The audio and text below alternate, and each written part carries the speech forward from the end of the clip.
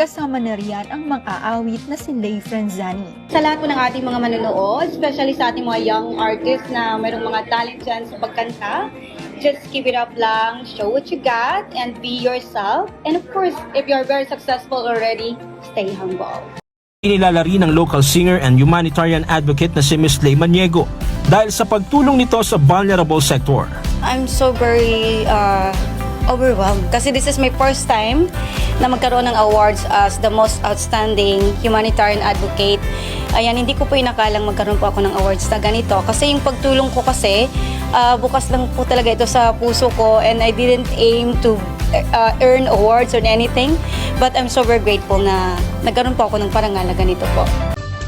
Matagumpay na naisakatuparan ng Metro Excellence Leadership Awards ang Gintong Pamanang Lahi 2023. Ginanap ang katatapos na awards night itong Sabado ng gabi, 22 ng Hulyo 2023 sa Crown Plaza Hotel, Manila, Galleria.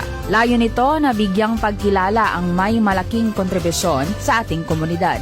Yung mga pinaparangalan natin dito ay yung mga tao. Layo nito na bigyang pagkilala ang may malaking kontribusyon sa ating komunidad. Yung mga pinaparangalan natin dito ay yung mga taong marami nagawa na ambag sa lipunan natin, at kailangan natin na ma-recognize sila at mabigyan ng sa malaking nagawa nila sa lipunan ay hindi sila na-recognize. Para sa Diyos at sa Pilipinas kong mahal, Charity Valdez, SMNI News. I just wanted to thank to them sa tiwala na binigay nila sa akin sa pagbigay ng the Best Pop Rock Artist of the Year 2023. Ayan, Dakilang Pilipino, thank you very much sa parangal na ito. I'm so very grateful to you guys. Thank you so much.